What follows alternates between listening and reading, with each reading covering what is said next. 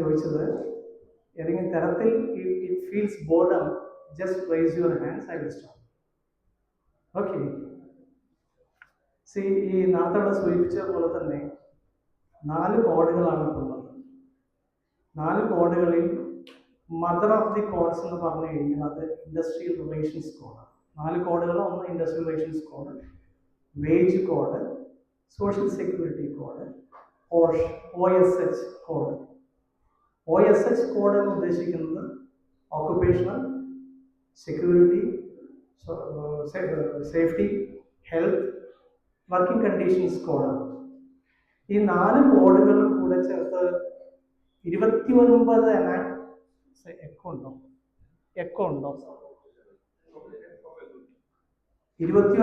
എനാക്ട്മെന്റ്സിനെയാണ് നമ്മൾ 4 കോഡിലേക്കായിട്ട് മെർജ് ചെയ്തിരിക്കുന്നത്. ഇവിടെ മുൻപ് പറഞ്ഞ പോലെ തന്നെ ഇത് ഇൻഡസ്ട്രിയൽ സെക്രട്ടറി അല്ലെങ്കിൽ ലേബർ സെക്രട്ടറി അല്ലെങ്കിൽ ഗവൺമെന്റ് പറഞ്ഞത് പ്രകാരം തന്നെ ഈസ് ഓഫ് ഡൂയിങ് തിങ്സ് തന്നെയാണ്. തൊഴിലുടമകൾക്ക് റിട്ടേൺസ് കൊടുക്കാൻ, തൊഴിലുടമകൾക്ക് രജിസ്ട്രേഷൻ വാങ്ങിക്കാൻ ഈ 29 നിയമത്തിലും പുറകിൽ പോകേണ്ട ആവശ്യമില്ല. 4 കോഡിലേക്കായിട്ട് അത് ചുരുക്കി. അതേപോലെ തന്നെ തൊഴിലാളികൾക്ക് വിവിധ ആവശ്യങ്ങൾക്കായി ബെനിഫിറ്റ്സിനായി അപേക്ഷ കൊടുക്കുമ്പോൾ ഓരോരോ എനാക്ട്മെന്റും അന്വേഷിച്ച് നടക്കേണ്ട, 4 കോഡ് മാത്രം നോക്കിയാൽ മതി.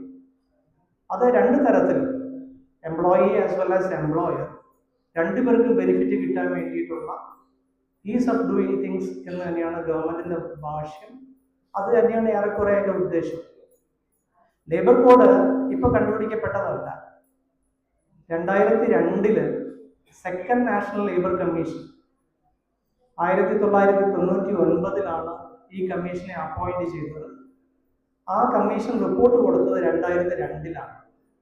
2002 ഈ സെക്കൻഡ് നാഷണൽ ലേബർ കമ്മീഷൻ പറഞ്ഞത് വിവിധ മേഖലകളിലുള്ള ലേബർ നിയമങ്ങളെ സമഗ്രമായി ഒരേ രീതിയിൽ ക്ലാസിഫൈ ചെയ്ത് കൊണ്ടുവരണം, റേഷണലൈസേഷൻ ഉണ്ടാവണം. അതിൻ്റെ അടിസ്ഥാനത്തിൽ 2002 ശേഷം വർഷങ്ങളേറെ കഴിഞ്ഞിട്ടും യാതൊരു നടപടിയും ഉണ്ടായില്ല. ഇപ്പോൾ ഈ സാഹചര്യത്തിൽ ഗവൺമെന്റ് അതിനെ ക്ലാസിഫൈ ചെയ്ത് റേഷണലൈസ് ചെയ്ത് 4 കോഡുകളാക്കി മാറ്റി. അതിൽ വിശദമായിട്ട് ഡിസ്കസ് ചെയ്യാൻ പ്രയാസമുണ്ട്. നിങ്ങൾക്ക് അതിനുള്ള സാഹചര്യം ഇപ്പം നിലവിൽ പലരുടെയും മുഖത്ത് എനിക്കത് കാണുന്നില്ല. ആയതുകൊണ്ട് അതിൻ്റെ പ്രധാനപ്പെട്ട ഭാഗങ്ങൾ മാത്രം പറഞ്ഞുകൊണ്ട് അവസാനിപ്പിക്കും. നമ്മളെ ഇൻഡസ്ട്രിയൽ റിലേഷൻസ് കോഡിൽ 3 നിയമങ്ങളാണ് ഉൾക്കൊള്ളിച്ചിട്ടുള്ളത്. Industrial disputes act, trade unions act, industrial establishment standing orders act. Trade unions ആക്ടും സ്റ്റാൻഡിംഗ് ഓർഡേഴ്സ് ആക്ടും പ്രീ ഇൻഡിപെൻഡൻസ് പീരീഡിലുള്ളതാണ്.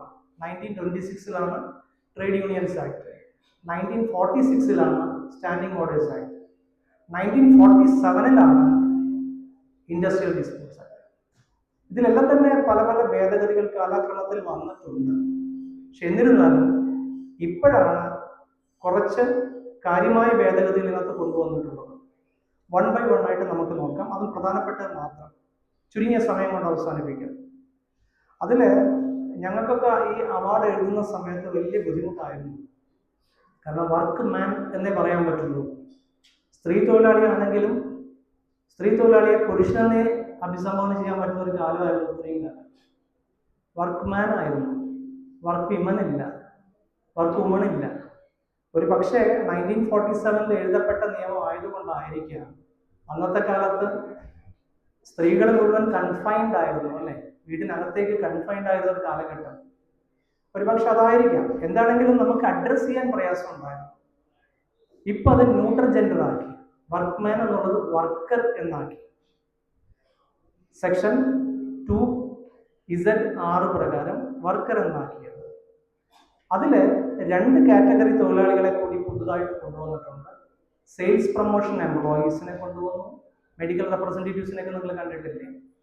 പല പല സ്ഥാപനങ്ങളുടെ ഇതിനു വേണ്ടി പോകുന്ന, സെയിൽസ് പ്രൊമോഷന് വേണ്ടി പോകുന്ന ആൾക്കാരെയൊക്കെ തന്നെ വർക്കർ എന്നുള്ള ഡെഫിനിഷനിലേക്ക് കൊണ്ടുവന്നു. വർക്കിംഗ് ജേർണലിസ്റ്റ്, ന്യൂസ് റീഡർ, മറ്റു കാര്യങ്ങളെല്ലാവരെയും, ന്യൂസ് കവർ ചെയ്യുന്ന ആൾക്കാരെ എല്ലാവരെയും ഈ കാറ്റഗറിയിലേക്ക് കൊണ്ടുവന്നു. ഇതില് എക്സംഷൻ ഉള്ള ആൾക്കാർ, മാനേജറിയൽ ആയിട്ടുള്ള ആൾക്കാർ, അതിപ്പോൾ പഴയ ആക്ടിൽ അങ്ങനെ തന്നെയായിരുന്നു, പുതിയ ആക്ടിൽ അങ്ങനെ തന്നെയാണ്. മാനേജറിയൽ ഫങ്ഷൻസ് എക്സസൈസ് ചെയ്യുന്നവർ വർക്കർ എന്നുള്ള ഡെഫിനിഷൻ വരില്ല. മറ്റൊരു നിർണായകമായ ഭേദഗതിനകത്ത് വന്നിരിക്കുന്നത് സൂപ്പർവൈസർ. പഴയ നിയമത്തിൽ സൂപ്പർവൈസർ എക്സംപ്റ്റ് ചെയ്യുന്നുണ്ടെങ്കിലും പുതിയ നിയമത്തിൽ 18,000 രൂപയ്ക്ക് മേലെ ശമ്പളം വാങ്ങിക്കുന്ന സൂപ്പർവൈസറെയാണ് എക്സംപ്റ്റ് ചെയ്യുന്നത്.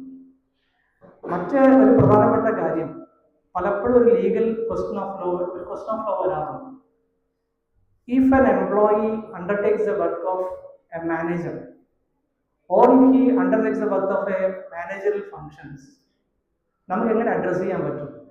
പലരും കോടതിയിൽ വരുന്ന സമയത്ത് പറയാറുണ്ട്, മാനേജർ ആണെങ്കിലും അയാൾ ചെയ്തിരുന്ന വർക്കെല്ലാം ക്ലർക്കിന്റെ ആയിരുന്നു, അയാൾ ചെയ്തിരുന്ന വർക്കെല്ലാം തന്നെ സെക്യൂരിറ്റി മറ്റേ അക്കൗണ്ട്സിന്റെ വർക്കുകളാണ്.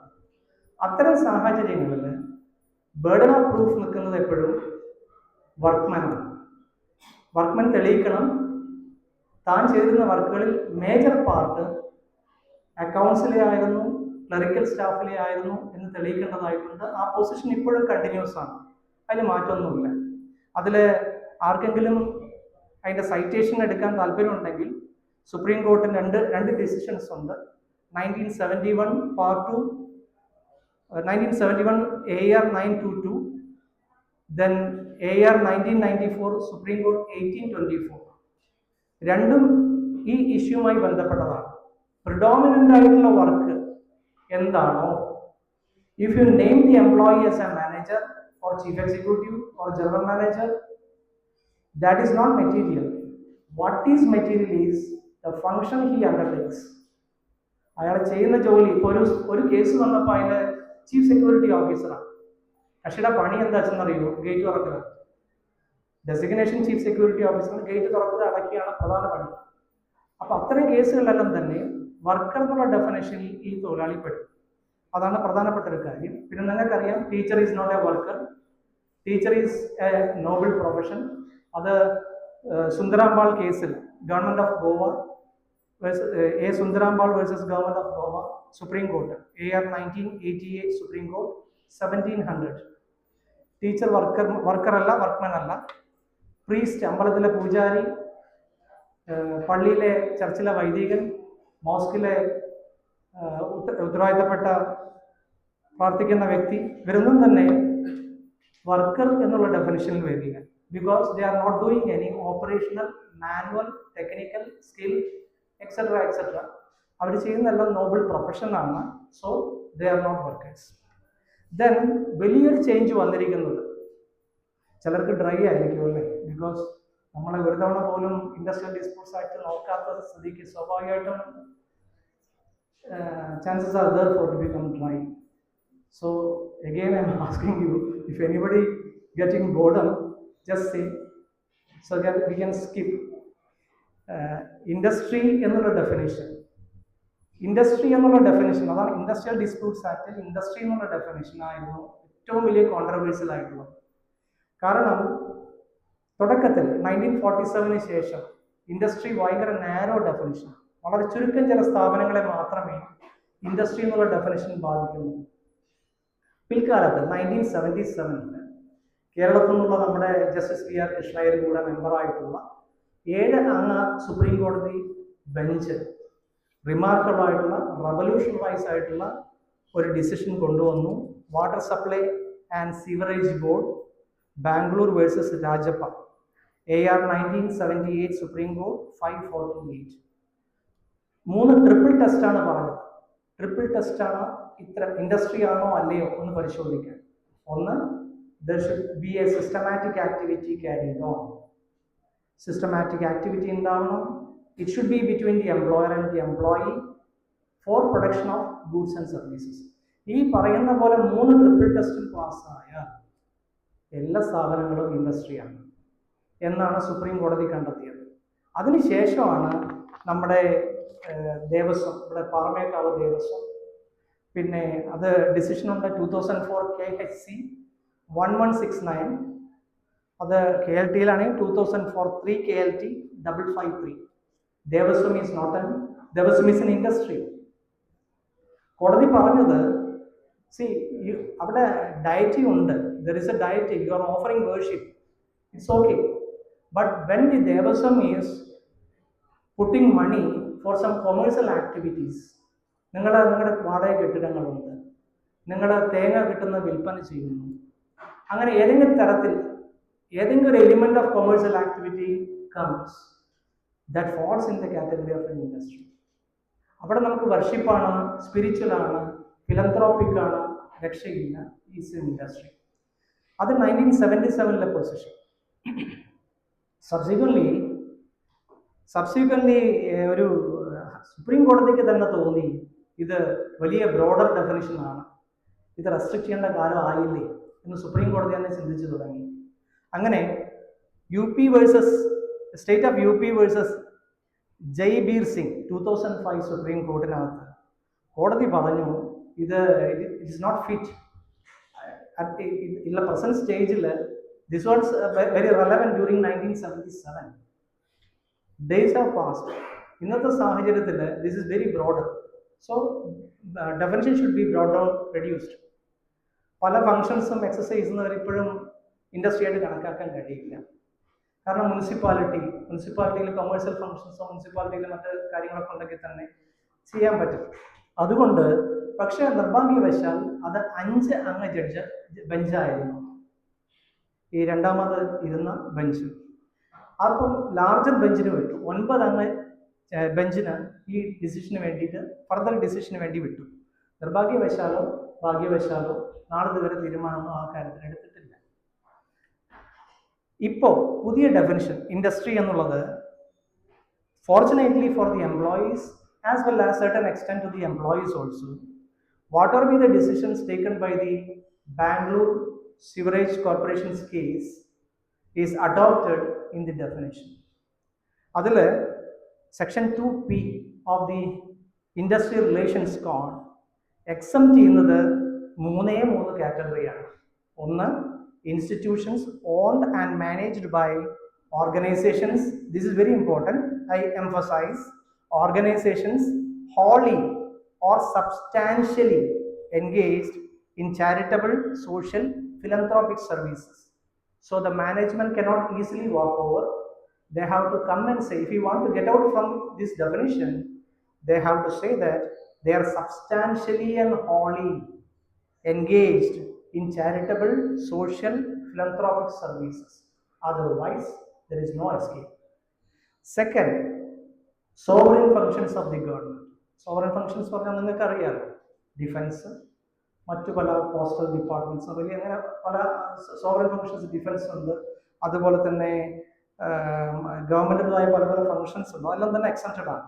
ദെൻ ഇനി ഡൊമസ്റ്റിക് സർവീസ്, വീട്ടിലെ പണിക്ക് നിർത്തുന്ന ആൾക്കാർ, അത് ദാറ്റ് ഉണ്ട്, ദാറ്റ് ഈസ് ഓൾവേസ് ദർ, അത് അഡോപ്റ്റ് ചെയ്തിട്ടുണ്ട്. So that's a good thing with regard to this one is concern, because there was a difference of opinion even in the supreme court. കാലത്തിനനുസരിച്ച് മാറ്റം വരുത്തേണ്ടതല്ലേ എന്ന് ചിന്തിച്ചുകൊണ്ടിരിക്കുമ്പോഴാണ് ഗവൺമെൻറ് ഈ section 2P Rajappa കേസിനെ അതേപടി അല്ലെങ്കിൽ കൂടിയും ഒരു 99% അഡോപ്റ്റ് ചെയ്തിട്ടുണ്ട്. Then what is an industrial dispute, അതിനും ചേഞ്ചസ് വരുത്തിയിട്ടുണ്ട്. ഇൻഡസ്ട്രിയൽ ഡിസ്പ്യൂട്ടിനകത്തെ ഡെഫിനിഷനകത്ത് ഇൻഡിവിജ്വൽ ഡിസ്പ്യൂട്ട് ഉണ്ടായിരുന്നില്ല. ആദ്യം single employee files A petition challenging his termination, denial of employment, retrenchment, etc. was not included in the definition of industrial dispute. 2K ആണ് പറയുന്നത്. അതുണ്ട്, section 2A separate ആയി കൊടുത്തിരുന്നു പഴയ ആക്ടിനകത്ത്, പക്ഷെ ഡെഫിനിഷനകത്ത് കൊണ്ടുവന്നിരുന്നില്ല. ഇപ്പോൾ സെക്ഷൻ 2Qനകത്ത് നമുക്ക് കാണാൻ പറ്റും ഇത് individual grievance, specifically discharge, dismissal, retrenchment, etc. termination is included. അതാണ് റിമാർക്കബിൾ ആയിട്ടുള്ള ഒരു ഡിഫറൻസ് വന്നിരിക്കുന്നത്. മറ്റൊന്ന് വേജസ് എന്നുള്ള ഡെഫിനിഷൻ്റെ കാര്യത്തിലാണ്. Before this actually I am taking up before this becoming the industrial tribunal judge, I was practicing at Palakkad. So I participated in many settlements.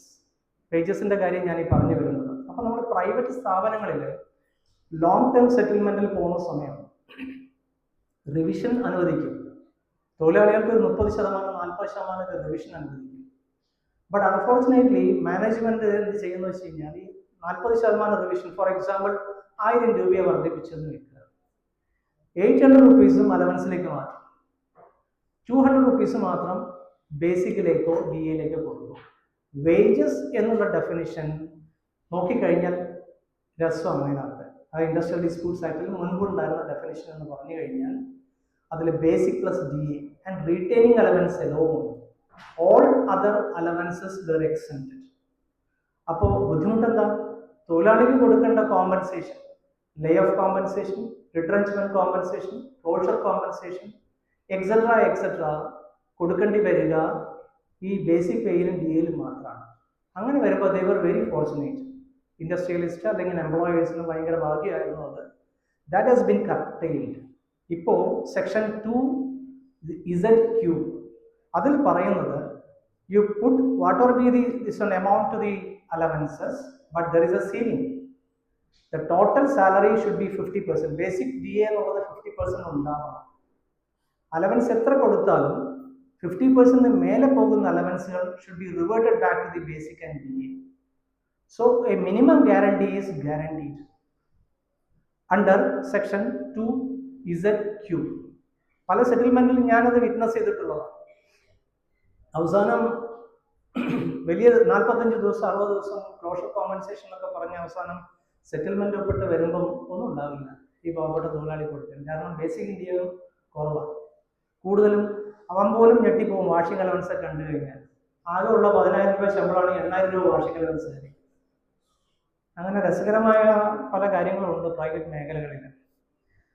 അത് അതേപോലെ തന്നെ ഇനി മറ്റൊരു കാര്യം നമ്മൾ നോക്കാനുള്ളത്, ഒരു വക്കീലിൻ്റെ അടുത്തേക്ക് നമ്മളൊരു കക്ഷി വന്നപ്പോൾ പലരും ഇൻഡസ്ട്രിയൽ ഡിസ്പ്യൂട്ട്സ് ആക്ട് അറിയാത്ത ആൾക്കാരും കുറ്റം പറയാൻ പറ്റില്ല കേട്ടോ. ബേസിക്കായിട്ട് ലേബർ ലോസിൽ ഒരു കുഴപ്പം എന്താ വെച്ചാൽ ഇറ്റ്സ് നോട്ട് പൊട്ടൻഷ്യൽ. അതുകൊണ്ടാണ് majority chunk of advocates do not have any interest on that. അപ്പോൾ നമുക്കൊരു ബെയിൽ അപ്ലിക്കേഷൻ വന്നാൽ കിട്ടുന്നൊരു സുഖം, അതല്ലെങ്കിൽ ഒരു ഈവൻ പെറ്റി കേസുകൾ പോലും കിട്ടുന്നുണ്ടാവുന്ന ഒരു സന്തോഷം, ഒരിക്കലും monetary, it's monetary not mentally. ഒരു ലേബറിന് കേസ് വരുന്ന സമയത്തോ ഇതെന്തിനാ ആവശ്യമില്ലാത്ത കാര്യം, തലവേദനയാണ് എന്ന് ചിന്തിക്കുന്നവർ നല്ലൊരു ഭൂരിപക്ഷം ഉണ്ട്, ഇല്ല എന്ന് പറയാൻ കഴിയില്ല. അത് ഞാൻ ഉള്ള ബാറിലും അങ്ങനെ തന്നെ ആയിരുന്നു. പക്ഷേ ഒരു സോഷ്യൽ ജസ്റ്റിസ് അതിനകത്തുണ്ട്. എന്താ ഈ ജഡ്ജി ഒന്ന് പറയുന്നത്, ജൂനിയറിന് മാസം ഒരു വരുമാനം കിട്ടണോ, സോഷ്യൽ ജസ്റ്റിസ് വേണോ എന്നൊക്കെ ആയിരിക്കും നിങ്ങൾ ചിന്തിക്കുന്നത്. എങ്കിലും ചിന്തിക്കേണ്ട ഒരു കാര്യം, ഒരു തൊഴിലാളിയെ നിങ്ങളെ ഹെൽപ്പ് ചെയ്ത് കഴിഞ്ഞാൽ ആ തൊഴിലാളി MACTയുടെ ഫയലിന്റെ രൂപത്തിലും അല്ലെങ്കിൽ മറ്റേതെങ്കിലും ഫയൽ രൂപത്തിലേക്ക് തിരിച്ചു വരുമെന്നുള്ള കാര്യം നടക്കരുത്. ആ തൊഴിലാളി വന്ന് ചോദിക്കുകയാണ്, എനിക്ക് എന്നെ പിരിച്ചു വിട്ടു, ഞാൻ എന്ത് ചെയ്യണം എന്ന് പറഞ്ഞാൽ എനിക്കറിയില്ല, അല്ലെങ്കിൽ ഒരു കാര്യം ഒരാഴ്ച കഴിഞ്ഞ് വാ ഞാൻ നോക്കി വെക്കട്ടെ. ഇത് നമുക്ക് ആ ട്രെൻഡ് മാറ്റി. ഇവിടെ ഞാൻ വന്ന് ചാർജ് എടുത്ത സമയത്ത് ഒരു കൂട്ടം ആൾക്കാർ എന്നെ കാണാൻ, നമ്മുടെ അഡ്വക്കേറ്റ് സുഹൃത്തുക്കൾ എന്നെ കാണാൻ വേണ്ടി വന്നു. റിക്വസ്റ്റ് ഒന്നേ ഉള്ളൂ, ഓരോരോ ക്ലാസിഫിക്കേഷൻ അനുസരിച്ച് ഓരോ ദിവസം വിളിക്കണം. ID ഒരു ദിവസം വിളിക്കണം, ഇൻഡസ്ട്രിയൽ ഡിസ്പ്യൂട്ട് ഒരു ദിവസം വിളിക്കണം, ECC കേസുകൾ ഒരു ദിവസം വിളിക്കണം, ESI കേസുകൾ ഒരു ദിവസം വിളിക്കണം. ഞാൻ പറഞ്ഞു നോ, ഇറ്റ്സ് നോട്ട് പോസിബിൾ. എന്തുകൊണ്ടാണ് പറഞ്ഞെന്നറിയും? കാരണം ഇതെല്ലാം നിർഭാഗ്യവശാൽ ഈ ID കേസുകളിലെ പലതും ചില ഫേംസിന്റെ കയ്യിൽ കോൺസെൻട്രേറ്റഡ് ആണ്. എറണാകുളത്തുള്ള പല ഫേംസിന്റെ കയ്യിലും മാനേജ്മെന്റിന്റെ വക്കാലത്ത് കോൺസെൻട്രേറ്റഡ് ആണ്. ഞാൻ കുറ്റം പറയുന്നതല്ല. പക്ഷേ തൃശ്ശൂരിൽ ഉള്ള ഒരു ട്രൈബ്യൂണലിൽ കൂടുതൽ ആൾക്കാർ വരേണ്ടത് അവിടുത്തെ ബാർ അഡ്വക്കേറ്റ്സ് ആണ്. അവർക്ക് ഇത് മനസ്സിലാക്കാനുള്ള ഒരു അവസരമാണ് ഇതെല്ലാം കൂടി ഒരുമിച്ച് വിളിച്ചാലുള്ള ഒരു സാഹചര്യം. ഞാൻ അന്ന് ചിന്തിച്ച കാര്യം ഇപ്പോൾ ഫങ്ഷണലായി തുടങ്ങിയെന്നാണ് എൻ്റെ ഒരു വിശ്വാസം. പല പുതിയ വക്കാലത്തുകളും കാണാനുണ്ട്. തൃശ്ശൂരിൽ നിന്നുള്ള ഇൻഡസ്ട്രിയൽ ഡിസ്പ്യൂട്ടിൽ വക്കാലത്തുകൾ വന്നു തുടങ്ങി, IC കേസുകളിൽ വന്നു തുടങ്ങി. വിശേഷ ID ആയിരുന്നു. ഇൻഡസ്ട്രിയൽ ഡിസ്പ്യൂട്ടിൽ മാനേജ്മെന്റിന്റെ വക്കാലത്ത് കിട്ടാൻ വലിയ ബുദ്ധിമുട്ടാണ്. അതൊക്കെ ഒരു 4-5 ഫേം എറണാകുളത്തുള്ള ഫേമിനെയാണ്. കാരണം പൊട്ടൻഷ്യലാണ് ആ വക്കാലത്ത്. മാനേജ്മെന്റ് വക്കാലത്ത് എപ്പോഴും പൊട്ടൻഷ്യലായിരിക്കും, ഫൈനാൻഷ്യലി വെരി പൊട്ടൻഷ്യലാണ്. ഇപ്പൊ കുറേയൊക്കെ ഡിസൻറ്റഗ്രേഷൻ വന്നു തുടങ്ങി. അപ്പൊ നമുക്ക് വിഷയത്തിലേക്ക് തിരിച്ചു വരാം. ഇടയിൽ കൂടെ അങ്ങോട്ട് മാറിപ്പോയി. ഇനിയിപ്പോൾ അഡ്വക്കേറ്റ്സിന് അറ്റൻഡ് ചെയ്യാൻ പറ്റുമോ കൺസീലിയേഷനിൽ? കാരണം every petition should be file before the district labour officer. ഒരു തൊഴിലാളി വന്നിട്ട് എൻ്റെ ഇൻക്രിമെന്റ് നിഷേധിച്ചു, അല്ലെങ്കിൽ എന്നെ പിരിച്ചുവിട്ടു, എൻ്റെ ബോണസ് നിഷേധിച്ചു, അല്ലെങ്കിൽ എനിക്ക് എന്നെ ട്രാൻസ്ഫർ ചെയ്തു, ഇതൊക്കെ പറഞ്ഞാൽ every petition should be rooted through the district labour officer who is the conciliation officer. അങ്ങനെ വന്നു കഴിഞ്ഞാൽ നമുക്ക് അവിടെ അറ്റൻഡ് ചെയ്യാൻ പറ്റുമോ കൺസീലിയേഷനിൽ? നോ. അഡ്വക്കേറ്റ്സിന് കൺസീലിയേഷനിൽ അറ്റൻഡ് ചെയ്യാൻ കഴിയില്ല. അത് പഴയ ആക്ടിൽ സെക്ഷൻ 36, IR കോഡിൽ section 94. No, advocates cannot participate in conciliation proceedings. Of course, you can participate. How? Employer ആണെങ്കിൽ എംപ്ലോയറുടെ അസോസിയേഷന്റെ ഒരു ഓഫീസർ എന്നുള്ള രീതിയിൽ, തൊഴിലാളിയാണെങ്കിൽ തൊഴിലാളിയുടെ ട്രേഡ് യൂണിയന്റെ ഒരു ഓഫീസർ എന്നുള്ള രീതിയിൽ നമുക്ക് പങ്കെടുക്കാം. As an advocate it's impossible. ഇനി ഇൻഡസ്ട്രിയൽ ട്രൈബ്യൂണൽ, ഇനിയിപ്പോൾ അങ്ങോട്ട് ഇൻഡസ്ട്രിയൽ ട്രൈബ്യൂണൽ മാത്രമേ ഉള്ളൂ. കാരണം പുതിയ ആക്ടിൽ ലേബർ കോഡ്സ് ഇല്ല, പുതിയ IR കോഡിൽ. ഇൻഡസ്ട്രിയൽ ട്രൈബ്യൂണൽ ലേബർ കോഡ് അഡ്വക്കേറ്റ്സിന് പങ്കെടുക്കാൻ പറ്റുമോ? അതും റിക്വയർമെന്റ്സ് ഉണ്ട്, 2 റിക്വയർമെന്റ്സ് ഉണ്ട്. ഒന്ന്, other side should give permission. ഇപ്പം നിങ്ങൾ മാനേജ്മെന്റിന് വേണ്ടിയിട്ടാണ് വരുന്നതെങ്കിൽ the employee should give permission to you for appearance. Second, you should get the leave of the tribunal. ഈ 2 റിക്വയർമെന്റ്സും നടപ്പിലായില്ലെങ്കിൽ നിങ്ങൾക്ക് അപ്പിയർ ചെയ്യാൻ, മാറ്റർ ഓഫ് റൈറ്റ് ആയിട്ട് അപ്പിയർ ചെയ്യാൻ കഴിയില്ല. 2 അതോറിറ്റീസ് ഉണ്ട്. ഒന്ന് Paradip port trust and their workmen, 1977 supreme court 36. Then recently 2023 KHC 7151, ഇത് റീകൺസിഡർ ചെയ്തു. 7151 റീകൺസിഡർ ചെയ്തു. ബിക്കോസ് അതിനകത്ത് അഡ്വക്കേറ്റ്സ് ആക്ട് ആണോ അതോ ഇൻഡസ്ട്രിയൽ ഡിസ്പ്യൂട്ട്സ് ആക്ട് ആണോ, which will provide, that was a question. അങ്ങനെ വന്ന സമയത്ത് സുപ്രീം കോർട്ട് പറഞ്ഞു industrial dispute act is a special beneficial legislation, special act. അപ്പോൾ അതുകൊണ്ട് അഡ്വക്കേറ്റ്സ് ആക്ടിനേക്കാളും പ്രൊവൈഡ് ചെയ്യുന്നത് ഇൻഡസ്ട്രിയൽ ഡിസ്പ്യൂട്ട്സ് ആക്ട് ആണ്. So section 36 will provide. അപ്പോൾ ഹാജരാവാൻ പ്രയാസം ഉണ്ട് ഈ 2 സ്ഥലത്തും. കൺസീലിയേഷന് പറ്റില്ല. Industrial tribunal only with the leave of the tribunal as well as with no objection on the other side. Then പിന്നെ മനസ്സിലാക്കേണ്ട ഒരു കാര്യം, കൺസീലിയേഷനിൽ എത്തി നമ്മളിപ്പോൾ. കൺസീലിയേഷൻ ഡിസ്ട്രിക്ട് ലേബർ ഓഫീസറത്തേക്ക് എത്തുന്നു. എന്തെങ്കിലും വല്ല വ്യത്യാസം വന്നിട്ടുണ്ടോ പഴയതിലും പൊതുവായിട്ട്? ഉണ്ട്. പണ്ടത്തതിൽ ഒരു ഡിസ്പ്യൂട്ട് എന്റർടൈൻ ചെയ്ത് കഴിഞ്ഞാൽ വിത്തിൻ 14 ഡേയ്സിനകത്ത് ഡിസ്പ്യൂട്ട് തീർക്കണം കൺസീലിയേഷൻ ഓഫീസർ. അതിപ്പം 45 ഡേയ്സ് ആയിട്ടുണ്ട്. 45 ഡേയ്സിനകത്ത് ഡിസ്പ്യൂട്ട് തീർത്താൽ മതി. അതുപോലെ തന്നെ മറ്റൊരു, this is an area in which trade unions and workers, government also rethink. കാരണം എനിക്ക് തോന്നിയപ്പം വല്ലാത്തൊരു ഗ്രേ ഏരിയ ആയി തോന്നിയില്ല. സെക്ഷൻ 53 ഓഫ് IR കോഡ്, അത് 2 years ലിമിറ്റേഷൻ പീരീഡ് വെച്ചിട്ടുണ്ട്. ഈ തൊഴിലാളിക്ക് പെറ്റീഷൻ ഫയൽ ചെയ്യാനുള്ളൊരു, കൺസീലിയേഷൻ ഓഫീസർ മുൻപാകെ ഫയൽ ചെയ്യാനുള്ള limitation is the 2 years. You know the employees അല്ലേ. ഇപ്പോഴും നമ്മുടെ കേരളത്തിൽ ലിറ്ററേറ്റ് സ്റ്റേറ്റ് ആണെന്നൊക്കെ പറയുന്നുണ്ടെങ്കിലും പലരും ഇഗ്നോറന്റ് അബൌട്ട് ലോ. പല തൊഴിലാളികളും ഇപ്പൊ തന്നെ കോടതി വന്ന തൊഴിലാളികൾ പലർക്കും അറിയുന്നില്ല എങ്ങനെയത് ഫയൽ ചെയ്യേണ്ടത്, എവിടെ ഫയൽ ചെയ്യുന്നതെന്നും അറിയില്ല. പിരിച്ചുവിടപ്പെട്ട തൊഴിലാളിക്ക്, നമ്മുടെ സ്റ്റേറ്റ് ഇങ്ങനെയാണെങ്കിൽ വലിയ വലിയ സ്റ്റേറ്റുകളുടെ സ്ഥിതി എന്തായിരിക്കും? ബീഹാർ, UP അതുപോലുള്ള സ്റ്റേറ്റുകളൊക്കെ തന്നെ absolutely they may be ignorant.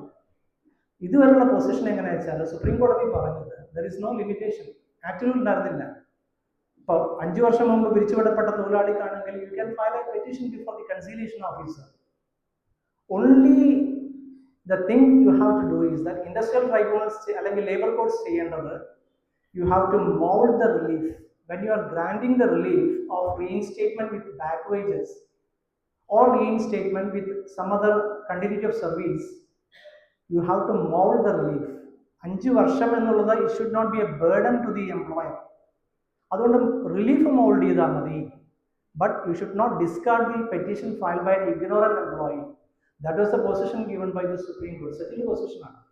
But unfortunately, there is a limitation.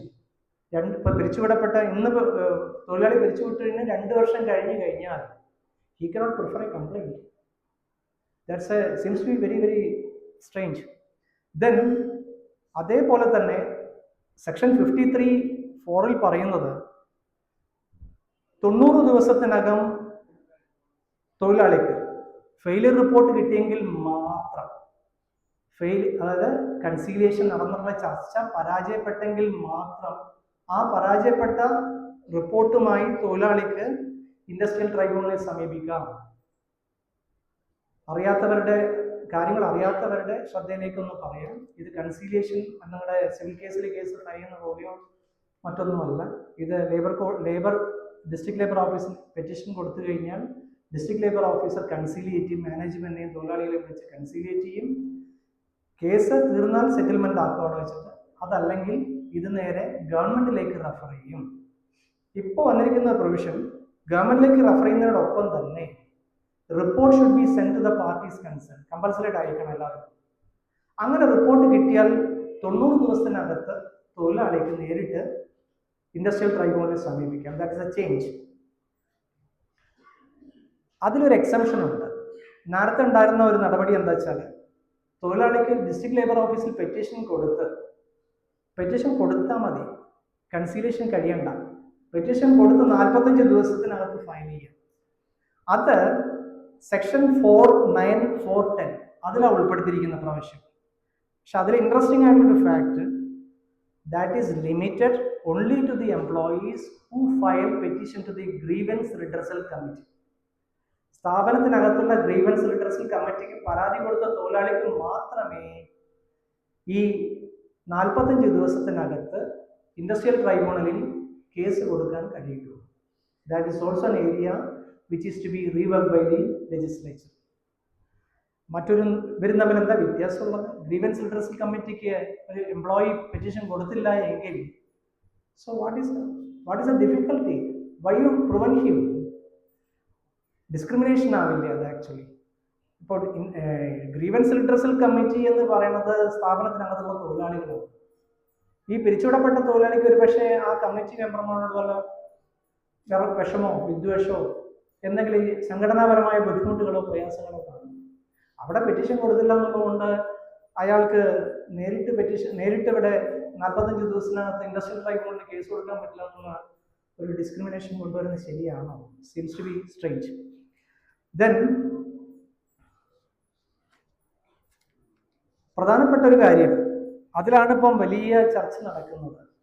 അതായത് നിങ്ങൾ കേട്ടിരിക്കാം, ലേ ഓഫ്, റിട്രെഞ്ച്മെന്റ്, ക്ലോഷർ, ഡീറ്റെയിൽ ആയി ഡിസ്കസ് ചെയ്യുന്ന സമയം ഒരുപാട് സമയം വേണം. അതിനകത്ത് തന്നെ പേര് സൂചിപ്പിക്കുന്ന പോലെ തന്നെ ലേ ഓഫ് എന്ന് പറഞ്ഞാൽ inability of the employer to provide employment due to the shortage of raw material, power, etcetera. Lay off കാരണം സ്ഥാപനം അടച്ചുപൂട്ടപ്പെട്ട് കഴിഞ്ഞാൽ 50% ഓഫ് ദി സാലറി കൊടുക്കണം, അതൊക്കെയാണ്. റിട്രെഞ്ച്മെന്റ് എന്ന് പറഞ്ഞു കഴിഞ്ഞാൽ ഡൗൺ സൈസിങ് ഓഫ് എംപ്ലോയ്മെന്റ്. സ്ഥാപനത്തിൽ ഇപ്പോൾ സ്റ്റാൻഡർഡൈസേഷൻ വരുന്നു, ഓട്ടോമേഷൻ വരുന്നു, ഒരു ഡിപ്പാർട്ട്മെന്റ് ആവശ്യമില്ല, തൊഴിലാളികളെ പിരിച്ചുവിടണം. Then closure, permanent closing down of place of employment. ഇത്തരം കേസുകളിൽ നാളിതുവരെ 100 തൊഴിലാളികൾ കൂടുതലുള്ള സ്ഥാപനങ്ങളിൽ സർക്കാരിൽ നിന്നും പെർമിഷൻ വാങ്ങിക്കണമായിരുന്നു. 100 കൂടുതലുള്ള തൊഴിലാളികളുണ്ടെങ്കിൽ ഗവൺമെന്റ് പെർമിഷൻ വാങ്ങി മാത്രമേ ലേ ഓഫ്, റിട്രെഞ്ച്മെന്റ്, ക്ലോഷർ പാടുണ്ടായിരുന്നുള്ളൂ. പക്ഷെ ഇപ്പം അത് 100 എന്നുള്ളത് 300. അതാണ് വലിയ കോൺട്രവേഴ്സി. അതിന്റെ merits or demerits we are not discussing. But one thing is that being a concurrent legislation, the state government is competent to amend the laws. Concurrent legislation നമുക്ക് അറിയാമല്ലോ, അഡ്വക്കേറ്റ്സിന് അറിയാത്തില്ലല്ലോ. കൺകറന്റ് ലെജിസ്ലേഷനിലാണ് ലേബർ കൺകറന്റ് ലെജിസ്ലേഷൻ ആയതുകൊണ്ട് തന്നെ state ഗവൺമെന്റിന് നമുക്ക് വേണമെങ്കിൽ അമെൻഡ് ചെയ്യാം. ഇതില് മറ്റൊരു ക്വസ്റ്റ്യൻ വന്നിരുന്നു ഇതിനകത്ത്, അതുകൂടെ ഇപ്പോൾ പറഞ്ഞേക്കാം. കാരണം വെച്ചാൽ ഇപ്പോൾ 300 ആണോ 100 ആണോ എന്നൊരു കോൺട്രവേഴ്സി നടക്കുന്നുണ്ട്. ഈ ഒരു ഇഷ്യൂ, അതായത് 100 എന്നുള്ള സമയത്ത് 100 ആയിട്ടുള്ള എംപ്ലോയീസിൽ മേലെ chapter 5A and 5B. 5A എന്ന് പറഞ്ഞു കഴിഞ്ഞാൽ 50-ൽ കൂടുതലും 100-ൽ താഴെയും. 5B എന്ന് പറഞ്ഞു കഴിഞ്ഞാൽ 100-ൽ കൂടുതലുള്ള തൊഴിലാളികൾ. രണ്ടും രണ്ട് നിയമങ്ങളാണ്. 100-ൽ കൂടുതൽ തൊഴിലാളികൾക്ക് മതിയായിരുന്നു ഈ പറഞ്ഞ ഗവൺമെന്റിലേക്കുള്ള പെർമിഷൻ കൊടുക്കേണ്ട ആവശ്യമുള്ളത്. അതിപ്പം 300 ആക്കി. പണ്ട് തന്നെ സുപ്രീം കോടതിയിൽ കോൺഫെഡറേഷൻ ഓഫ് എംപ്ലോയേഴ്സ് അപ്രോച്ച് ചെയ്തു. അവരുടെ ഡിമാൻഡ് എന്താ വെച്ച് കഴിഞ്ഞാൽ അവർ പറഞ്ഞത്, article 19 of constitution gives right to us to conduct trade or business, profession, etc. etc. 19(6) article 19(6) the government can impose reasonable restriction. ഇത് റീസണബിൾ റെസ്ട്രിക്ഷൻ അല്ല. ബിക്കോസ് ഞാനാണ് കഷ്ടപ്പെട്ട് ഒരു സ്ഥാപനം തുടങ്ങിയത്. ആ സ്ഥാപനം തുടങ്ങിക്കഴിഞ്ഞാൽ ഞാൻ ലോൺ എടുത്തു, ഞാൻ ഇലക്ട്രിസിറ്റി കണക്ഷൻ അപേക്ഷിച്ചു, ഞാൻ തൊഴിലാളികളെ എംപ്ലോയ് ചെയ്തു, മെഷീനറി കൊണ്ടുവന്നു, സ്ഥലം കണ്ടെത്തി, അവിടെ ബിൽഡിംഗ് കെട്ടി, ഇതെല്ലാം ഞാൻ ചെയ്താണ്. അതേപോലെ എനിക്ക് അടച്ചുപൂട്ടാൻ അധികാരം തരണം. അതെന്തുകൊണ്ട് പറ്റില്ല? അടച്ചുപൂട്ടാൻ പോകുമ്പോൾ നിങ്ങൾ എന്തുകൊണ്ട് സർക്കാരിന്റെ പെർമിഷൻ വാങ്ങിക്കണമെന്ന് പറയുന്നു? This was the contention raised by the employers before the supreme court. അത് Orissa textile and steel limited versus state of Orissa and others AR 2002 supreme court 708. അതില് കോടതി പറഞ്ഞത്, നോ, നിങ്ങൾ തുടങ്ങിയതൊക്കെ വാസ്തവം തന്നെയാണ്, but you are getting the concession from the government. ടാക്സിന്റെ remission കിട്ടുന്നുണ്ട്, നിങ്ങൾക്ക് റിലാക്സേഷൻ കിട്ടുന്നുണ്ട്, സബ്സിഡി കിട്ടുന്നുണ്ട്, and you are utilising the water power. പലതും നിങ്ങൾ ഗവൺമെന്റിന് ഉപയോഗിച്ചുകൊണ്ടാണ്. And purpose, public purpose is industrialisation. ആ കോൺസെപ്റ്റിന് പുറകോട്ട് പോകാൻ കഴിയില്ല, അത് പബ്ലിക് പോളിസിയാണ്. So being a public policy, the government can reasonably restrict to close down your industry.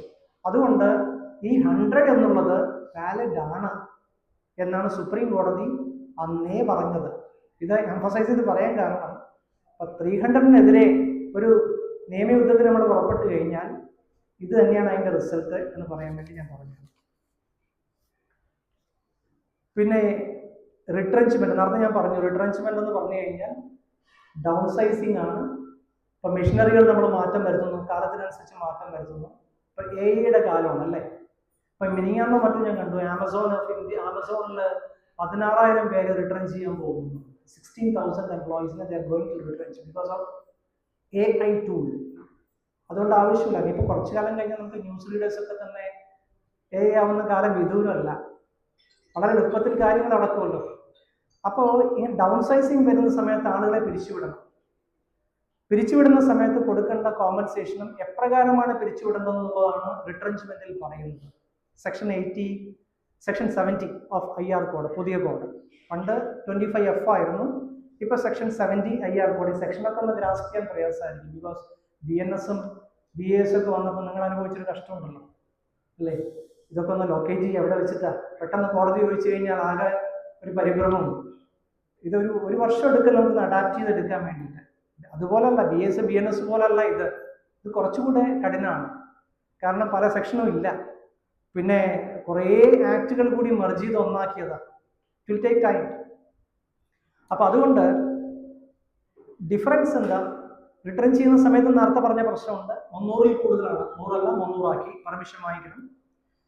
പിന്നെ ആകെയുള്ള ബെനിഫിറ്റ്, റിട്രെഞ്ച്മെന്റ് പുതിയ ആക്ട് പ്രകാരമുള്ള ബെനിഫിറ്റ് എന്താ വെച്ച് കഴിഞ്ഞാൽ, പണ്ടാണെങ്കിൽ പിരിച്ചുവിടുന്ന സമയത്ത്, തൊഴിലാളിയെ പിരിച്ചുവിടുന്ന സമയത്ത് റിട്രെഞ്ച്മെന്റ് കോമ്പൻസേഷനായി 15 ദിവസത്തെ ശമ്പളം, ഒരു വർഷത്തിൽ 15 ദിവസത്തെ ശമ്പളം കൊടുത്താൽ മതിയായിരുന്നു. പുതിയ ആക്ടിന്റെ കീഴിൽ ഒരു ഫണ്ട് രൂപീകരിച്ചിട്ടുണ്ട് government, worker reskilling fund, section 83 of IR code. അത് പ്രകാരം അഡീഷണൽ ആയിട്ടൊരു 15 ഡേയ്സിന്റെ വേജസ് കൂടെ. ആദ്യത്തെ റിട്രെഞ്ച്മെന്റ് കോമ്പൻസേഷൻ പറഞ്ഞാൽ 15 days wages for every completed year of service. ഇപ്പോൾ additional 15 days for every completed year of service to the നേരത്തെ പറഞ്ഞ ഫണ്ട്, വർക്കർ റീസ്കില്ലിംഗ് ഫണ്ട്. പക്ഷെ അത് കറങ്ങിത്തിരിഞ്ഞ് തൊഴിലാളിക്ക് തന്നെ കിട്ടും 45 ഡേയ്സിനകത്ത് തന്നെ. ഇതൊരു സർക്കാർ മുഖാന്തരമാണ് എന്നൊരു ഫീൽ വരാൻ വേണ്ടിയിട്ടുള്ള ഒരു സംഭവമാണ് വായിച്ചപ്പോൾ മനസ്സിലാക്കിയത്. Worker reskilling fund 2000 section 83. അപ്പോൾ 30 ഡേയ്സിന്റെ റിട്രെഞ്ച്മെന്റ് കോമ്പൻസേഷൻ ആണ് ഇപ്പൊ നമുക്ക് പുതുതായിട്ട് IR കോഡ് പ്രകാരം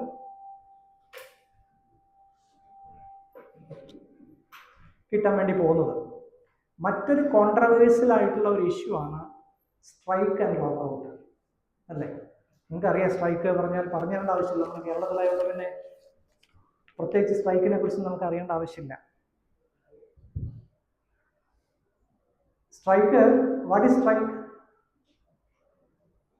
സിസേഷൻ ഓഫ് വർക്ക്, വർക്ക് നിർത്തുക, cessation of work by workers, combined ആയിട്ട് തന്നെ സിസേഷൻ ഓഫ് വർക്ക്. ഒരു ടൂളാണ് strike. Is a tool, recognised ടൂളാണ് കേട്ടോ. സ്ട്രൈക്കിനെ നമ്മൾ പുച്ഛിക്കണ്ട. Strike is a recognised tool. ഈ സ്ട്രൈക്ക് കാരണം തന്നെയാണ് നമ്മളൊക്കെ അവിടെ ഇരിക്കുന്നതും ഒക്കെ തന്നെ അല്ലേ. ഇൻഡിപെൻഡൻസ് കിട്ടിയത് തന്നെ സ്ട്രൈക്ക് നടത്തിയിട്ടാണ്. Civil disobedience movement, quit India movement, അങ്ങനെ മൾട്ടിപ്പിൾ മൂവ്മെന്റ്സ് ഒക്കെ നടത്തി ഒരുപാട് തല്ലുകൊണ്ടും അടികൊണ്ടും ഒരുപാട് പേര് മരിച്ചുമൊക്കെ തന്നെയാണ്. അപ്പൊ സ്ട്രൈക്ക് എന്ന് പറഞ്ഞാൽ ഡെമോക്രസിയുടെ ഭാഗമാണ്. സുപ്രീം കോടതിയുടെ അഭിപ്രായത്തിൽ it's an important tool to the workers to get the management to the table of bargaining. Supreme കോടതി റെക്കഗ്നൈസ് 1987. അതില് ആ സ്ട്രൈക്കില് പഴയ ഇൻഡസ്ട്രിയൽ ഡിസ്പ്യൂട്ട്സ് ആക്ടിനകത്ത് നോട്ടീസ് കൊടുക്കേണ്ടിയിരുന്നത്, സ്ട്രൈക്കിന് മുമ്പ് നോട്ടീസ് കൊടുക്കേണ്ടിയിരുന്നത് പബ്ലിക് യൂട്ടിലിറ്റി സർവീസിന് മാത്രമാണ്. പബ്ലിക് യൂട്ടിലിറ്റി സർവീസ് പറഞ്ഞാൽ അറിയാലോ എന്താ? പൊതുജനങ്ങൾക്ക് ഏറ്റവും ആവശ്യമുള്ള ഗ്യാസ്, വെള്ളം, വെളിച്ചം, ഇതിലൊക്കെയാണ് പബ്ലിക് യൂട്ടിലിറ്റി സർവീസ് ഡിഫൈൻ ചെയ്തിട്ടുണ്ട്. ഞാൻ അതിലേക്ക് പോകുന്നില്ല. ഇപ്പോ അതൊരു യൂണിവേഴ്സൽ ആപ്ലിക്കേഷൻ ആക്കിയിട്ടുണ്ട്. ഇപ്പൊ എല്ലാ സ്ഥാപനങ്ങളിലും പബ്ലിക് യൂട്ടിലിറ്റി സർവീസ് അല്ല, എല്ലാ സ്ഥാപനങ്ങളിലും you should give 60 days prior notice for striking. Strike ചെയ്യണമെങ്കിൽ 60 ദിവസം മുൻപ് നോട്ടീസ് കൊടുക്കണം. 60 ദിവസം മുൻപ് നോട്ടീസ് കൊടുത്ത ശേഷം നോട്ടീസ് കൊടുത്ത് 14 ദിവസത്തിനുള്ളിൽ സ്ട്രൈക്ക് ചെയ്യാൻ പാടില്ല. So it has become a universal application. It's not applicable only to the public utility service. എല്ലാവിടേക്കും കോമൺ ആയി വന്നു. നേരത്തെ തന്നെ IR കോഡ് വരുന്നതിന് മുൻപ് തന്നെ സുപ്രീം കോടതി 2 ഡിസിഷൻസ് ഉണ്ട്. ഒന്ന് Kameshwar Prasad versus state of Bihar, AR 1962, supreme court 1166. Supreme കോടതി പറഞ്ഞത് it's not your fundamental right to strike. No fundamental right. ഇത് ഗവൺമെന്റ് സെക്ടറിലാണ് കേട്ടോ. ഗവൺമെന്റ് സെക്ടറിലാണ് ഈ 2 ഡിസിഷൻ. 2 നിങ്ങൾക്ക് ഓർമ്മയുണ്ടാവും അറിയില്ല, കുറച്ച് മുതിർന്നവർക്ക് അറിയാം. ജയലളിത സർക്കാർ ഭരിക്കുന്ന സമയത്ത് തൊഴിലാളികളെ കൂട്ടത്തോടുകൂടി സമരം നടത്തി പിരിച്ചുവിട്ടിരുന്ന സമയത്ത് തമിഴ്നാട്ടിൽ.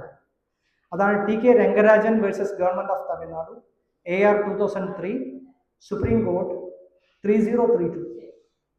In that case also, supreme കോടതി പറഞ്ഞ there is no fundamental right. You cannot go in the public. അത് പറയാൻ പറ്റില്ല, നിങ്ങൾക്ക് സമരം ചെയ്യാനുള്ള അധികാരം ഇല്ല എന്നുള്ളതാണ് ഗവൺമെന്റ് സെക്ടറിൽ പറഞ്ഞത്. പക്ഷേ പ്രൈവറ്റ് സെക്ടറിൽ കുറച്ചുകൂടി ലിബറലൈസ്ഡ് കോൺസെപ്റ്റ് ആണ് സുപ്രീം കോടതി എന്ന് എടുത്തിരുന്നത്. ഇപ്പൊ Gujarat steel tubes limited versus Gujarat steel tubes Mazdoor Sabha 1980 supreme കോടതി പറഞ്ഞത് even if there is an illegal strike, the reasons can be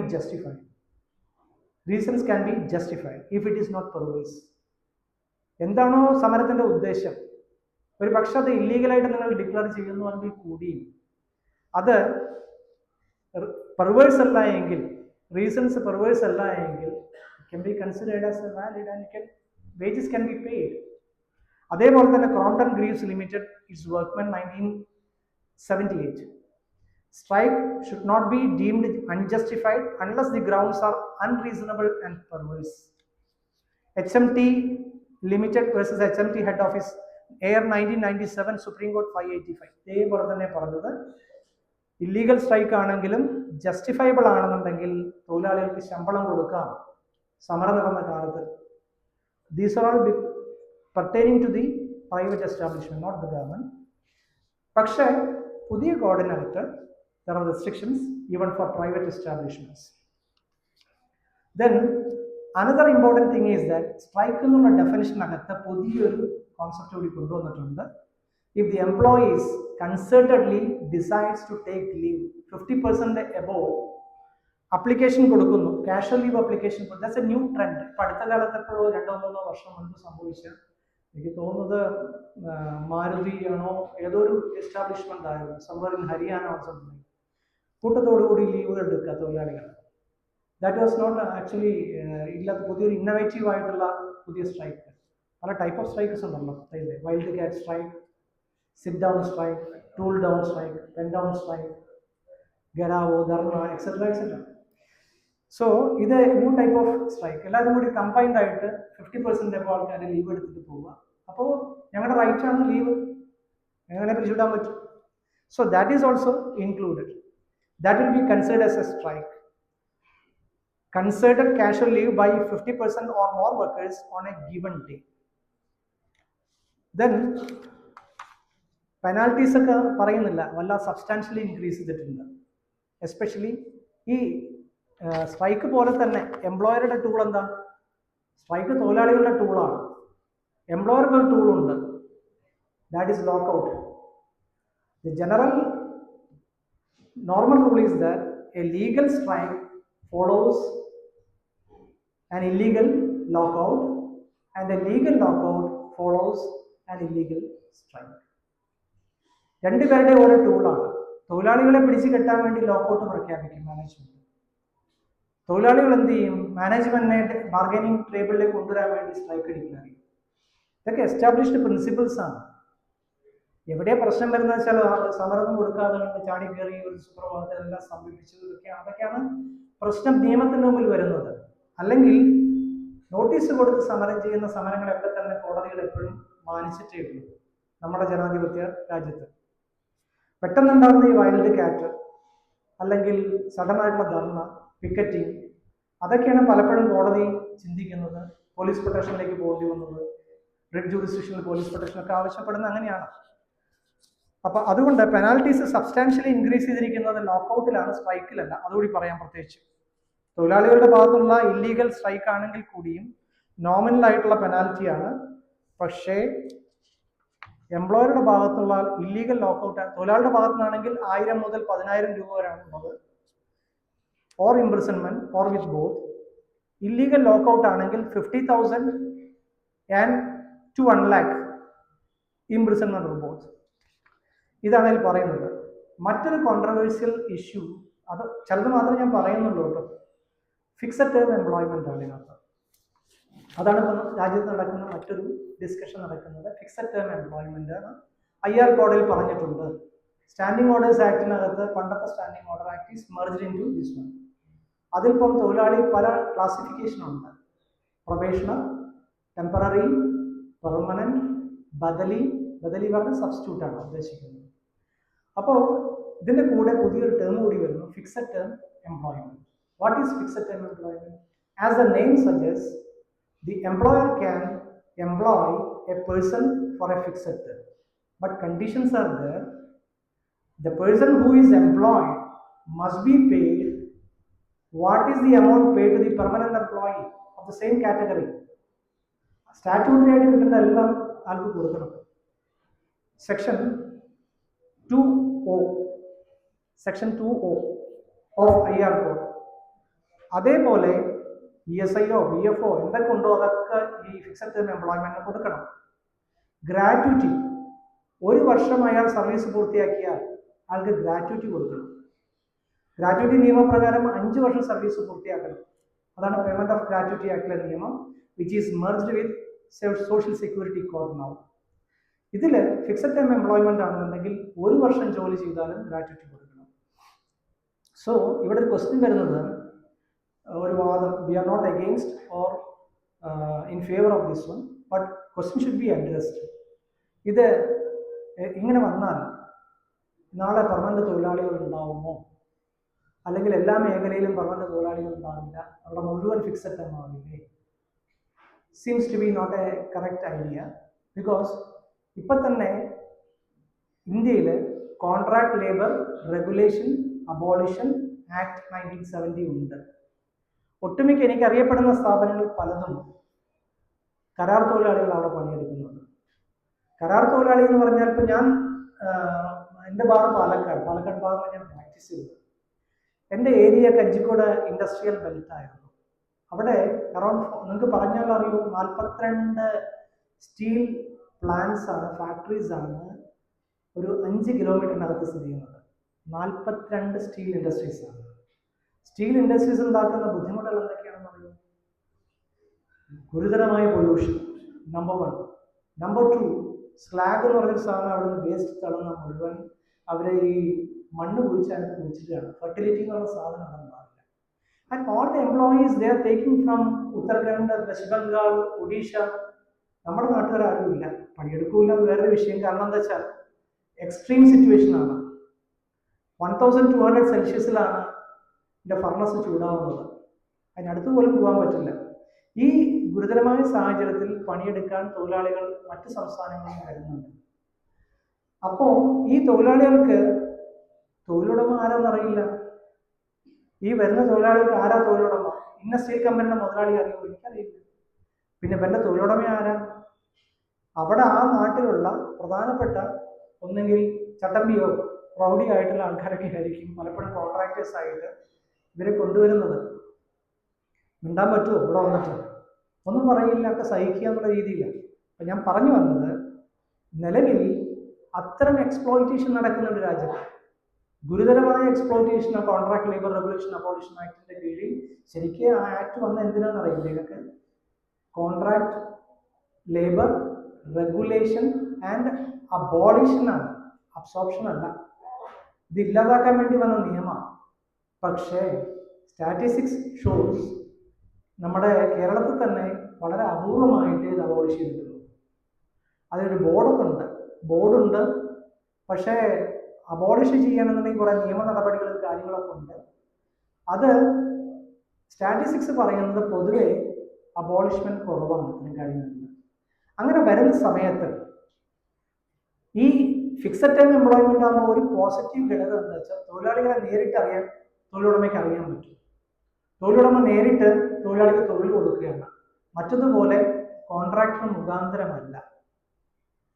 മറ്റൊരു ഭവിഷ്യത്തിനകത്ത് ചൂണ്ടിക്കാണിക്കുന്നത്, നിങ്ങൾ ഫോർ എക്സാമ്പിൾ പ്രൊഡക്ഷൻ യൂണിറ്റ് ആണ് വെക്കുക. അവിടെ കോടിക്കണക്കിന് രൂപ വിലയുള്ള മെഷീനറികളൊക്കെ ആയിരിക്കും install ചെയ്തിട്ടുണ്ടാവുക.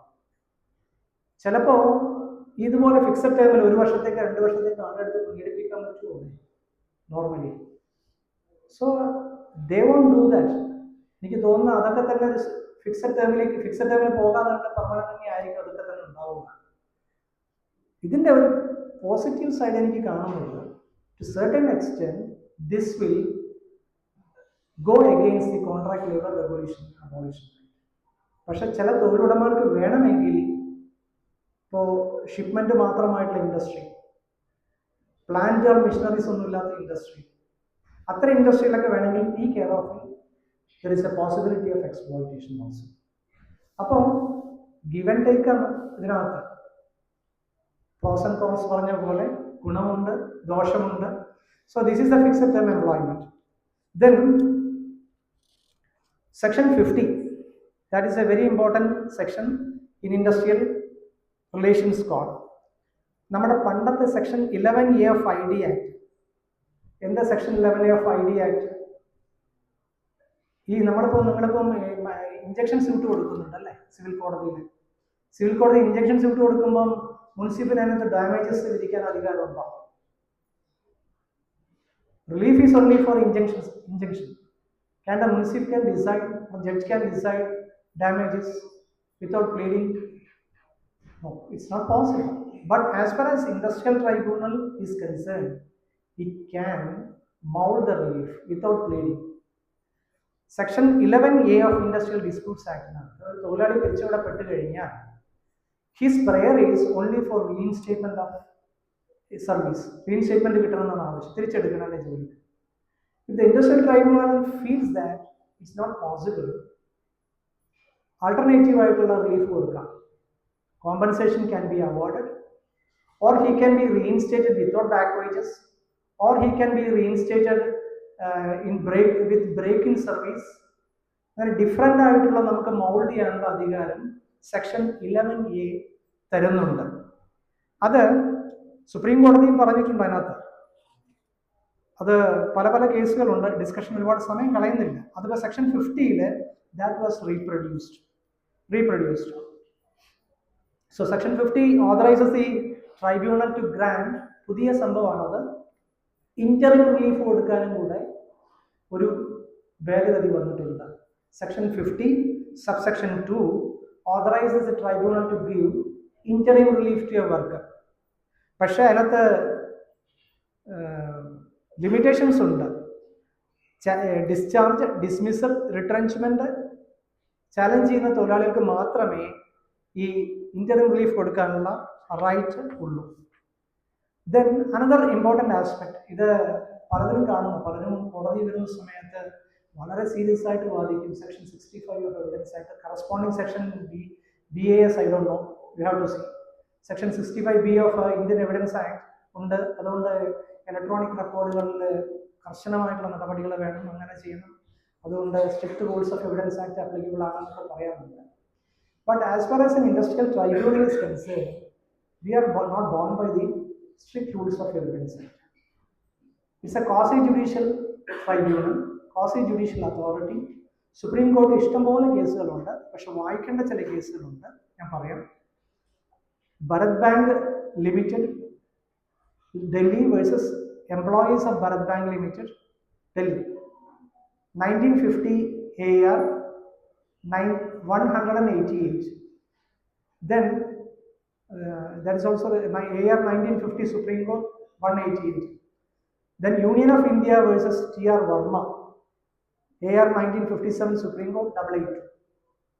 Then Food Corporation of India Workers Union versus Food Corporation of India 1996 Supreme Court cases, Labor and Services 1255. So this is the thing. So we have to accommodate, let them argue.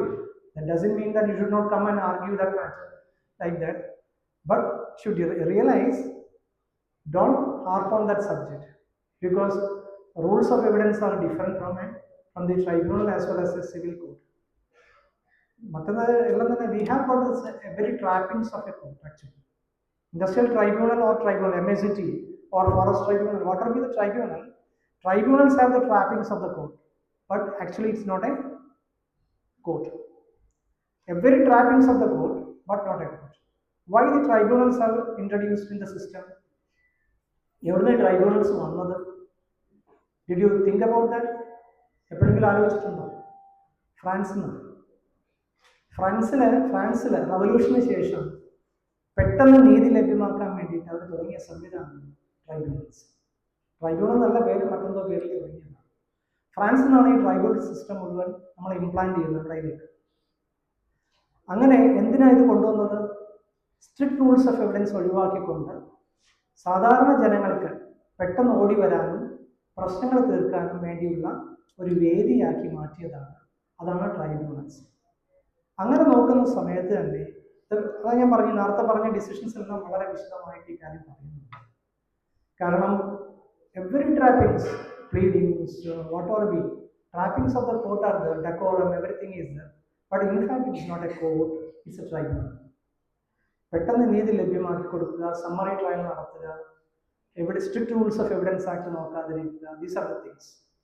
Then coming back to the IR code, how we can execute the award പാസ്സാക്കി.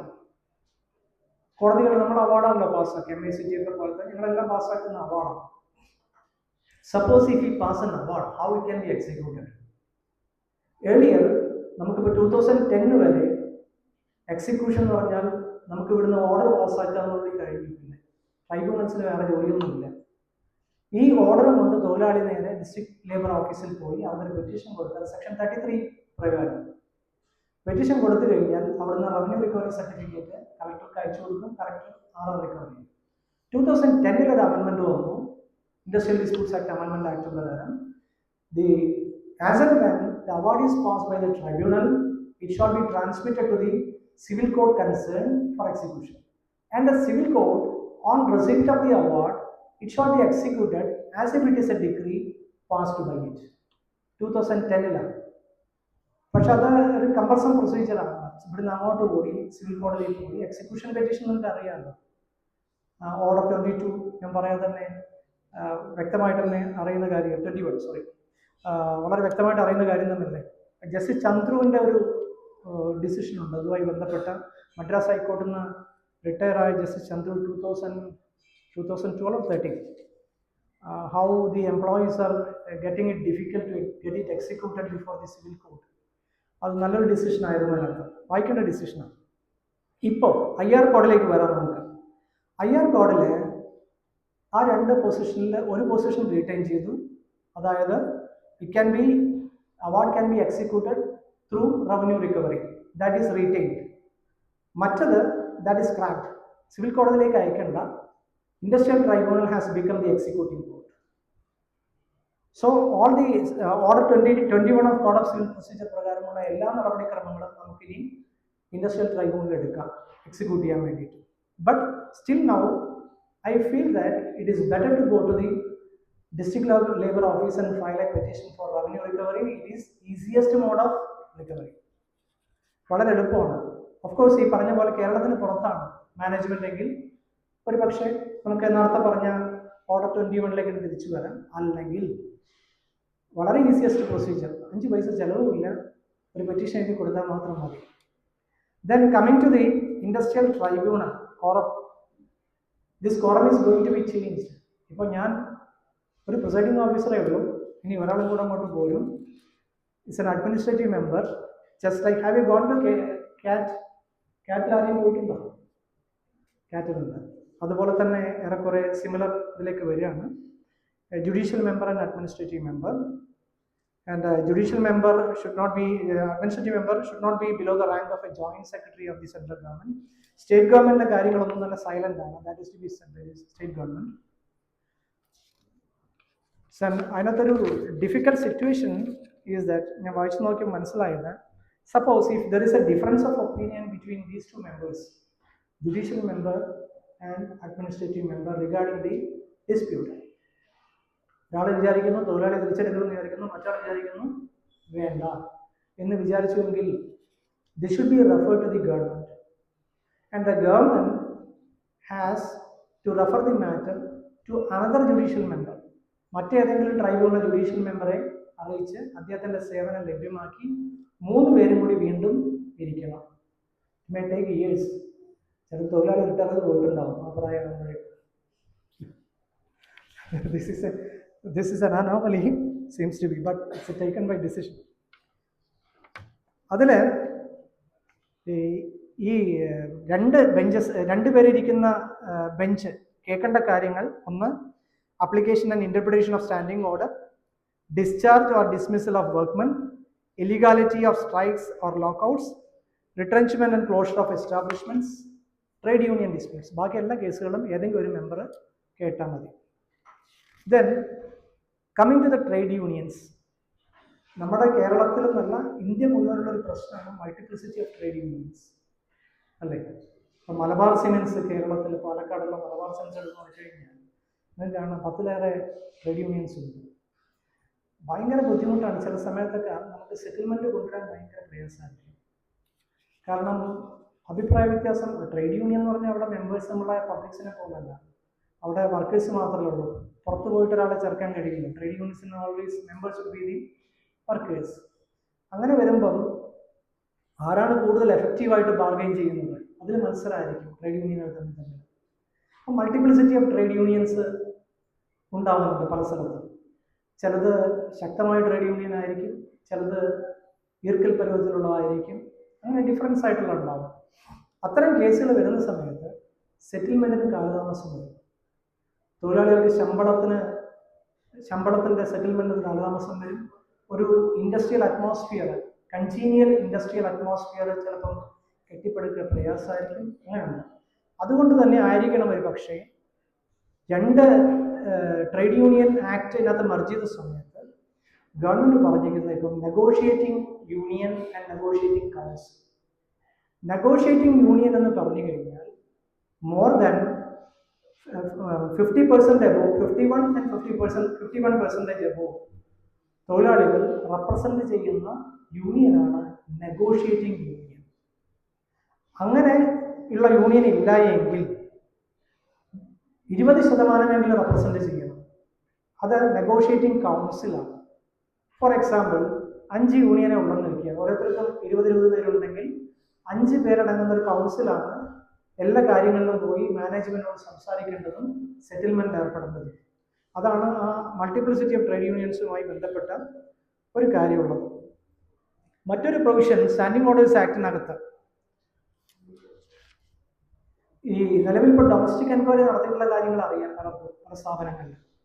അതിനൊരു പുതിയ provision വന്നിരിക്കുന്നത് section 39 of IR കോഡിനകത്ത് this investigation against the employee in respect of the charge shall be completed within 90 days. പുതിയൊരു സംവിധാനമാണ്. 90 ദിവസത്തിനകത്ത് enquiry complete ചെയ്തിരിക്കണം. Subsistence allowance 50% 90 ഡേയ്സിലേക്ക്, 90 ഡേയ്സും കഴിഞ്ഞ് പോയി കഴിഞ്ഞാൽ 75% സബ്സിസ്റ്റൻസ് അലവൻസ് ആക്ട് തൊഴിലാളിക്ക് കൊടുക്കണം, സസ്പെൻഡ് ചെയ്യപ്പെട്ട തൊഴിലാളിക്ക് കൊടുക്കണം. കേരളത്തിൽ നേരത്തെ ഉണ്ട് കേട്ടോ നിയമം. കേരളത്തിൽ കേരള സബ്സിസ്റ്റൻസ് അലവൻസ് ആക്ട് കൊണ്ടുവരാൻ പെൻഡിങ് ഉണ്ട്. പിന്നെ മറ്റു പല നിയമങ്ങളും കേരളത്തിലുണ്ട്. ഇപ്പം കേരള നിങ്ങൾ കേട്ടിട്ടുണ്ടോ അറിയില്ല, Kerala casual and badli temporary workers act കേട്ടിട്ടുണ്ടോ? അങ്ങനെ സംഭവമുണ്ട്. കാഷ്വലായിട്ടുള്ള തൊഴിലാളിയെ വെക്കുകയാണെങ്കിലും ബദലി തൊഴിലാളിയെ വെക്കുകയാണെങ്കിലും സ്ഥിരം തൊഴിലാളിക്ക് കൊടുക്കേണ്ട ശമ്പളം കൊടുത്തിരിക്കണം എന്നുള്ള നിയമം കേരളത്തിലുണ്ട്. അപ്പോൾ അതിൽ CP കൊടുക്കാൻ വേണമെങ്കിൽ പെറ്റീഷൻ ഡിസ്ട്രിക്ട് ലേബർ ഓഫീസിലെ ഡെപ്യൂട്ടി ലേബർ കമ്മീഷനൊക്കെ കൊടുക്കാൻ പറ്റുന്നുണ്ട്. Then unfair labour practice. Unfair labour practice എന്ന് പറഞ്ഞു കഴിഞ്ഞാൽ the practice which is unfair which is mention in the schedule. കുറേ ഉണ്ടായതിനകത്ത് തൊഴിലുടമ തൊഴിലാളിയെ യൂണിയനിൽ ചേരാതിരിക്കാൻ വേണ്ടി സംവിധാനങ്ങളൊക്കെ കൊടുക്കുക, അദ്ദേഹത്തിന് മറ്റേ പൈസ കൂടുതൽ കൊടുക്കുക, തൊഴിലാളിയെ പിന്തിരിപ്പിക്കുക, തൊഴിലാളിയെ അനധികൃതമായി പിരിച്ചുവിടുക, അങ്ങനെ മൾട്ടിപ്പിൾ കുറേ കാര്യങ്ങളുണ്ട്. അൺഫെയർ ലേബർ പ്രാക്ടീസ് ഉണ്ട്. ആ അൺഫെയർ ലേബർ പ്രാക്ടീസിൽ പനിഷ്മെൻറ്റ് കാര്യമായി കൂട്ടിയിട്ടുണ്ട് പ്രാവശ്യം. പനിഷ്മെൻറ്റ് ഫസ്റ്റ് ഒഫൻസ് പണ്ടൊന്നും പനിഷ്മെൻറ്റിൽ 1000 രൂപ അടച്ച ഓടിക്കുക. ഇപ്പോൾ അത് 10,000 രൂപ ആക്കിയിട്ടുണ്ട്, extend up to 2 lakhs. Second ഒഫൻസിന് minimum punishment 50,000 rupees, extend up to 5 lakhs or with imprisonment for a term of 3 months. To that extent ഇതിൽ മാറ്റം വന്നിട്ടുണ്ട്. Then conditions of service to be remained unchanged. അതിലേക്കൊന്നും ഞാൻ പോകുന്നില്ല, കാരണം പറയാനാണെങ്കിൽ നിങ്ങളെല്ലാവരുടെയും മുഖം പതുക്കെ പതുക്കെ വാടി തുടങ്ങി. അതുകൊണ്ട് പറയാതെ പറയുകയാണ്, എപ്പോഴാണ് ഇദ്ദേഹം നിർത്തുക, എന്നിട്ടൊന്ന് രക്ഷപ്പെട്ട് കിട്ടിയാൽ മതിയായിരുന്നു എന്ന് ചിന്തിക്കുന്നുണ്ടാവും പലരും. എല്ലാവരും ഞാൻ പറയുന്നില്ല, ചിലർ നിങ്ങളൊക്കെ പുതിയ ആൾക്കാരാണ്, സബ്ജക്റ്റ് തന്നെ പുതിയ ആൾക്കാരാണ്. അതുകൊണ്ട് കൂടുതൽ ഞാൻ ദീർഘിപ്പിക്കുന്നില്ല. ഈ ഒരു അവസരം ഉണ്ടാക്കി തന്ന് നിങ്ങളോട് IR കോഡിനെ കുറിച്ച് കുറച്ചെങ്കിലും പറയാൻ കഴിഞ്ഞ അവസരം ഉണ്ടാക്കി തന്ന ബാർ അസോസിയേഷനും അതിൻ്റെ ഭാരവാഹികൾക്കും എല്ലാവിധ നന്ദിയും അറിയിക്കുകയാണ്. ഇത്ര നേരം എന്നെ സഹായിച്ച നിങ്ങൾക്ക് നന്ദി അറിയിക്കുകയാണ്. നന്ദി.